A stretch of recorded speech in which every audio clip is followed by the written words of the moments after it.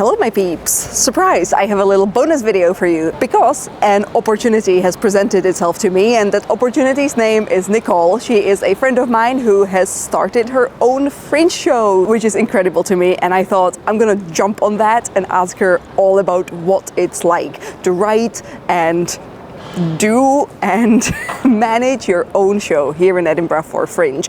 I thought that maybe some of you were thinking about doing that down the line, or maybe you've done it in the past, and this would be an interesting insight into what that sort of entertainment life with all its glitz and glamour is like.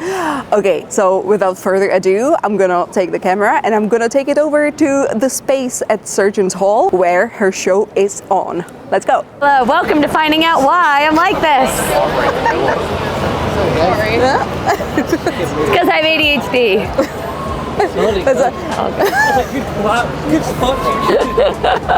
They're like, no.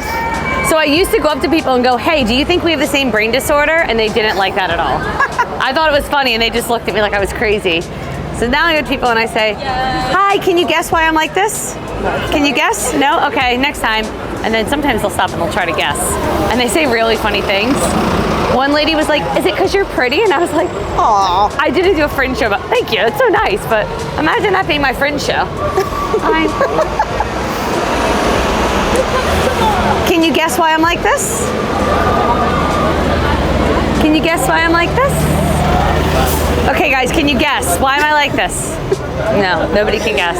I think that this is my fault. I'm intimidating Oh no, people. you're fine. This also happens anyway. Okay. Trust me, people ignore you constantly.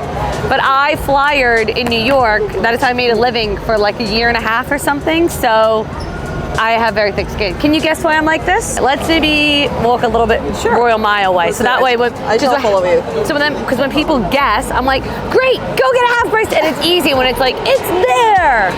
Because if it's here, then I'm like, you have to go down the Royal Mile and then turn that way and turn, and they're like already lost. So let's do that. So, as a performer, yes. Do you decide how many tickets you put into the half price hut every day? So I allocate it. So it opened yesterday because opening weekend is opening weekend, and then there's like 2-for-1 deals Monday, Tuesday. And then from Wednesday onward, there's kind of nothing. So they call Wednesday like Black Wednesday because it's the first lull. Okay. But that's when the half price hut opens. So my tickets are £10, which I was very nervous to charge that much, but so far so good. But I had loads of deals and discounts and concessions and stuff. So I allocated 10 tickets a day, which you don't get back. So if only one person uses them, but everybody else wants to come to the box office, the box office will be like, oh, we're out of tickets, and they would have to go there. So I might as well flog them off anyway, because I care enough about the money that I want to make the money back I invested, but other than that, I just want people, so I'd rather 5 people pay £5 and come than 2 people pay £10 each and not come. Yeah. So might as well do it. A lot of people will just flyer to anybody, and I don't do that. I mean, I will, but like a lot of people just don't seem to use common sense. Like this man has a suitcase and he's busy. What? Like I'm not going to harass him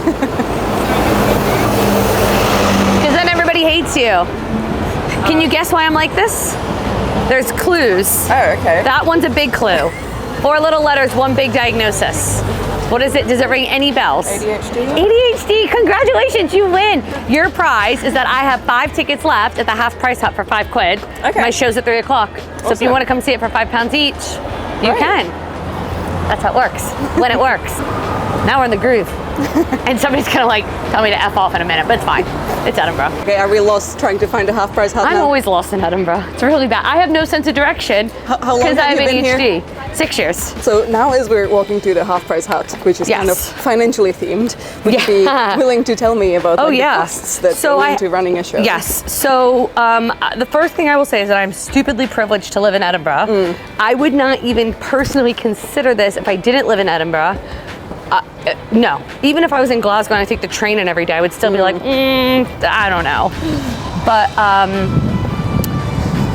I think my venue seats 47 people and is, I think I have 15 or 16 shows, 47 seats. So your venue depends on Your venue depends on, obviously the venues are, I think, similarly priced. I don't think, you know, but it's more how many days and how big your theater is. So my venue costs about $2,000, either just under or just over. These posters that you see, I have some. I can't find them all. I spent about 750 pounds on those. That's not too bad. No, I got, I'll try to show you the size. So I got some that are maybe about this size-ish. Yeah. They're about that-ish. I got 2 of those.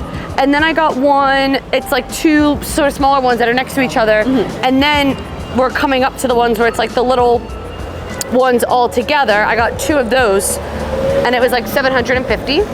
And then of course I had to pay for flyers and stuff, posters, all together that was like 150. I got photos, media stuff done. I paid maybe 300 something for that. I had to pay for them to do the lights and the tech for me, which was like 400 or 500 pounds. I had to get insurance. That was another, yeah. I haven't really, it started to get too depressing, so I stopped keeping track. It's definitely between $4,000 and $5,000. I'm really hoping not more than 5. The biggest of that is definitely your venue, always.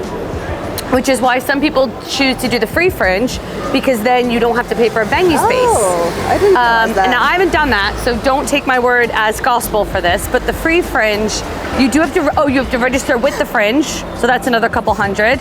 I'm very nervous for you, but I think you're okay.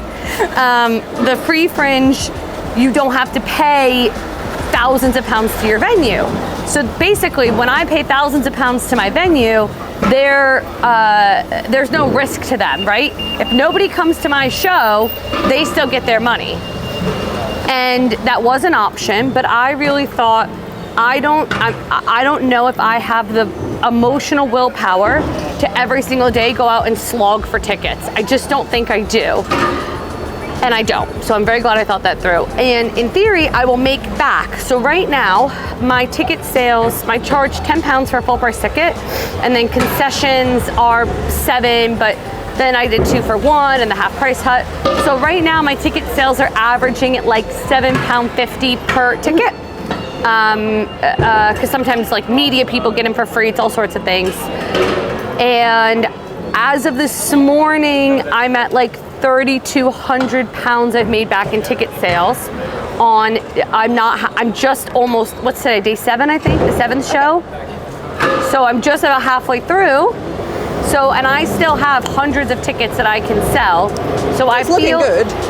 I feel pretty confident that I'll make my money back, which was my only goal. I never, even if I don't make it all back, I'm happy to invest a little bit in myself, but I'd like to make this money back. So are there any artists who don't pay upfront, who kind of almost like lease and then pay through making money through ticket sales? So if you see a show that's like a pay-as-you-wish kind of thing, the free fringe, to the best of my knowledge, we can fact check me if I'm wrong, I believe that's because that's what I was considering doing, but I couldn't.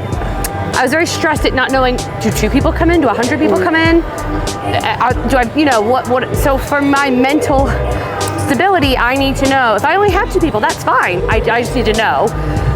And I can do that because I can see in real time my ticket sales. So it just really helps me prepare and know, and it's much more affordable. But the free fringe is primarily comedy. I mean, the fringe is primarily comedy because a lot of people are used to seeing free comedy. You're like, put, you know, a couple quid in a bucket. It's not really a theater thing. I could have done it, but I was like, I was very afraid that people would think that my show is stand-up or comedy. It is comedic, it is funny, but it's not comedy, it's not comedic. It's not a stand-up. So I was afraid that people would expect to come in and be like, oh, I'm gonna laugh the whole, like, you know, dance monkey, be funny. And it's not that type of show. And then they wouldn't like it because they came in expecting the wrong thing.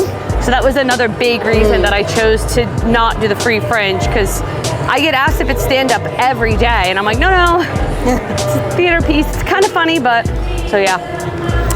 I think that is gonna be a copyright issue. Yeah, so much competition. It's fine. Do you know, I'm just making up that I know where it is. I assume it's right where it says fringe there, because it said the fringe box office. I assume that's what that is. I'm just making it up. I actually did not think to fact check myself once until we're doing this, so that's fine. Can you guess why I'm like this? Can you guess? This is a really big clue. Can you guess why am I like this? So right before we came out, I had, well, this last night I went to bed, I had 18 tickets sold. This morning I woke up and I had 27, and when I last checked, I had 32. And the show starts in like 45 minutes. So we'll see what I can get from 32. Capacity's 47. I don't really have an expectation to sell, well, let's just stay positive. Maybe they sold out. It's Thursday. It's the middle of the week. It's very possible. How long was the writing process? That's a very individual question. For me, it was horrendous. You'll actually hear this in the show, but I will give you a spoiler. I was like, I can do this, and then I was like, I can't do. I had all these ideas swirly in my head, but I didn't know what to do with them. Also, because I've never written a play. I don't know how to. I could like just write like a little blog on my feelings, I guess. But how do I write this in a way that I'm able to articulate how I feel, that other people can understand what that was really hard. So I really didn't start writing the show until May, and I didn't finish writing until 1 week before opening night.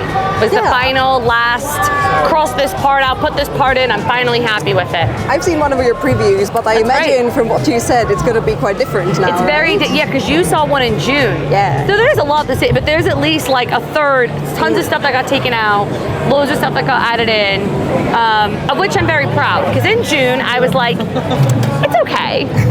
It's fine. Do you at all do any changes now that the show is on? Not major ones. I've added in like some sentences I just keep forgetting for whatever reason is what it is. And sometimes I will just ad-lib, like I added a line last night, it was really funny, so I'm gonna add it in, where I talk about time blindness, and I say, I have zero concept of time all of the time. And usually that gets a laugh, and nobody laughed yesterday. So then I said, I'm the opposite of Doctor Who. And people, which is like a little chuckle, roared. So I was like, okay, I'll try that again today. So sometimes I'll add, or I forget stuff, and I just try to muddle through. But every once in a while, I'll add, like literally a quip, like that, just to, especially if there's a part that I think people would laugh at, they don't laugh, if I can try to salvage it.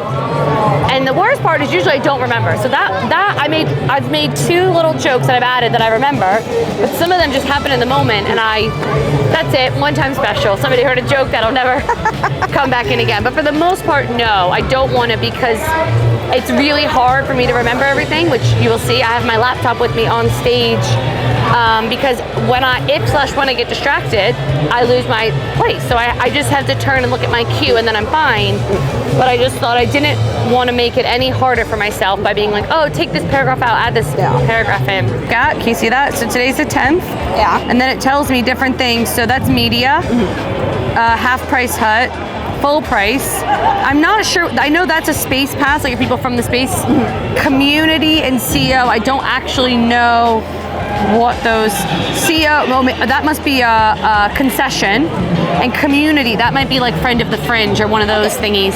Anyway. So would the media ticket mean that like there's that means a press person, yeah. Okay. So you can see that, this is what I mean, it just really helps for me to know what I'm walking into. I like to know things, then I can feel a feeling beforehand, before I'm like, get nervous. So as of right now, I've sold 20 full price tickets, 8 what does that say? 8 concession, 1 media, 6 at the half price hut, and so 28, 29, 30, 36.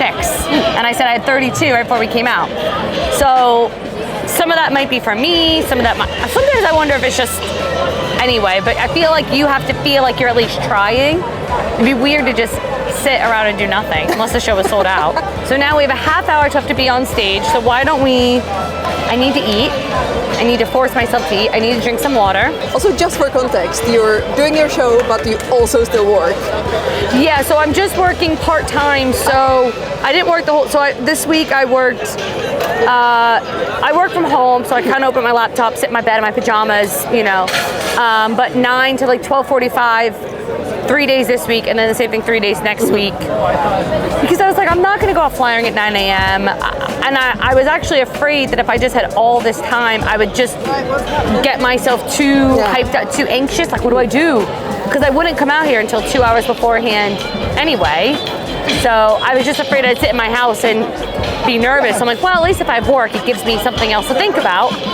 A lot of this show, before, during, and after, has been about safeguarding for my own self of like, how can I make sure that I don't get too anxious or too stressed, or how do I've been seeing a therapist for, well, other things, but specifically about the show. And, you know, we've talked about all these scenarios. What do I do if no one turns up? What do I do if someone heckles, which won't happen, but what if they did? What if I get a bad review? What if, I don't know. And just having already thought of all these scenarios, at least gives me like a leg up to be like, okay, you know, what I say to myself is like, not everything's for everybody. This is a very specific audience.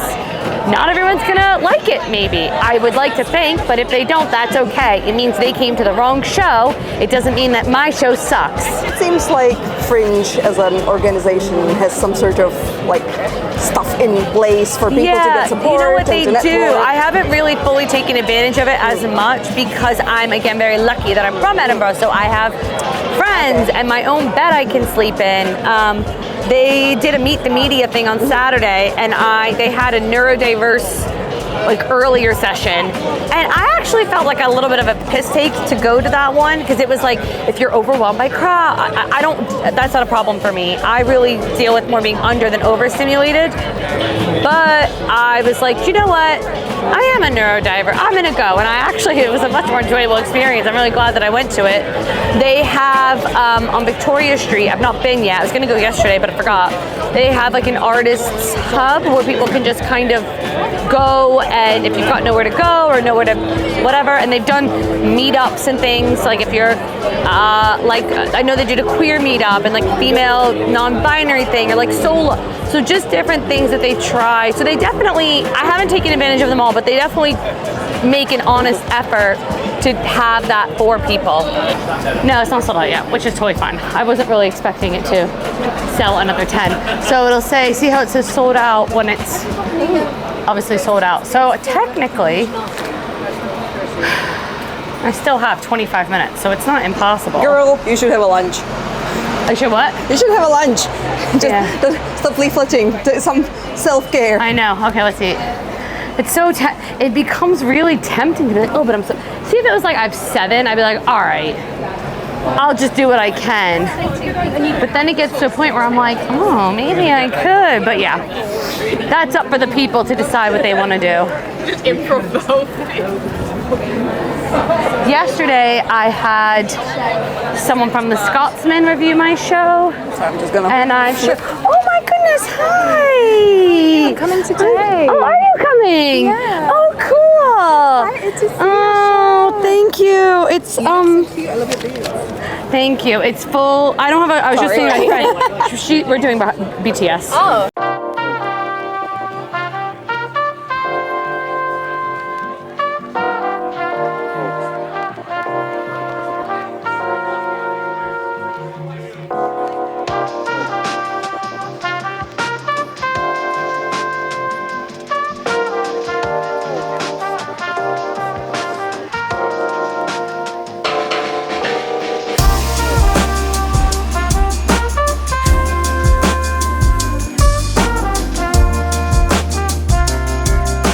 So we just did the show. It was very hot and sweaty. Oh my God, I'm schwitzing. I don't know if that's a word people know here, but that is what I'm doing. I challenge myself to, so I keep my laptop with me as a prompt in case I need it. And I challenge myself to not look at it. And I don't think, I think one time I did, but the rest of it, I didn't look at it. Sorry, I didn't look at it. And I was able to get through the whole show, which I was really happy about, but I forgot a lot, which I was annoyed about, but I kept to time, which was good. So, but the show overall was good. Like several people just came up and told me how much they loved it and how great it was. So that just really helps my confidence in knowing that even when I do forget stuff, or even when I don't remember like some of the bits that I really, really enjoy, it's not any less of a good show, which is just so good. Well timed, and you told me that you are getting some offers. Yes, so potentially. Yes. Yes. You want to say Yes, there are some future maybes, very much just maybes, but you know what? Even that's just like such a ego confidence, even that someone's just like, hey, let's talk, even if it turns into nothing. So hopefully I get to tell this story. What I need is an hour, and I gave myself 40 minutes because I'm silly. But it was great. It was a good show. I feel really good. I think it wasn't sold out, but I think there was like 4 empty seats or something. It was very full. It was very full. And last night I went to bed at 18 and it over doubled. That blows my mind. So where Crazy. can people see your amazing show? Okay, so if you come to the Fringe, it is at the Space at Surgeons Hall, which is where we are, in the Stevenson Theater every day at 3 o'clock. Actually, depending on when this comes out, but not the 13th, but up until the 19th. If you cannot be here, if you're seeing this after the Fringe, it will be available online.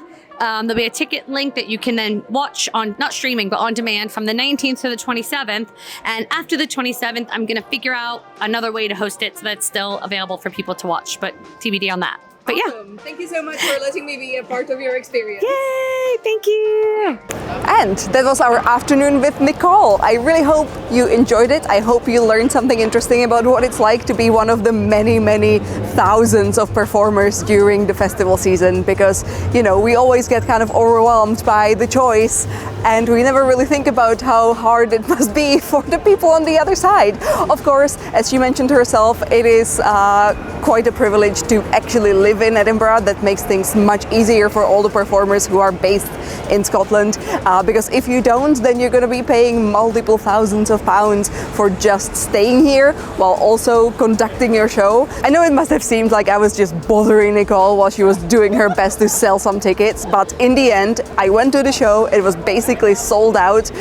You know, she is selling out all of her shows basically these days. So as much as I would like to tell you to go and buy tickets, maybe there aren't any available, especially kind of towards the weekend. So hopefully I managed to edit this fast enough for you to still be able to get a show. Now obviously this is a show that some people will relate to more than others, but I also think that it's important to think of theater and theater festivals as this like living library where you have the great opportunity to hear someone talk about their life experience, which you cannot relate to, and understand what it's like to be someone else, because not everything is supposed to be relatable. So I think there's multiple reasons why you should go see Nicole's show, or a show that's similar to Nicole's. Alrighty, that is it from me. I hope you enjoy Fringe if you're coming, and I shall see you soon. Bye.